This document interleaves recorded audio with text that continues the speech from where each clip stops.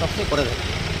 আমরা ট্রাফিক দপ্তরের একটাই মূল উদ্দেশ্য হচ্ছে আমরা আগরতলাকে যানমুক্ত রাখা, যানজট থেকে মুক্ত করা। কিন্তু কেউ যদি বাড়ি থেকে বেরোনোর সময় আধা ঘন্টা টাইম নিয়ে বেরোতে পারে ডিস্টেন্স অনুযায়ী, সে যদি সঠিক সময়ে সঠিক জায়গায় পৌঁছতে পারে তার জন্য আমরা চেষ্টা।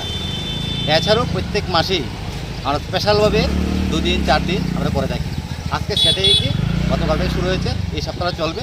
আমাদের সাথে আমরা আছি, এমসি আছে, থানা আছে এবং ট্রান্সপোর্ট আছে, সবাই মিলে আমরা ট্রাফিকে যতটুকু করার চেষ্টা করছি। এছাড়াও আমাদের পোস্ট অফিসের মধ্যে গোলবাজার যে এরিয়াটা আমরা চেষ্টা করলে আর একটু ডেভেলপ করতে পারি।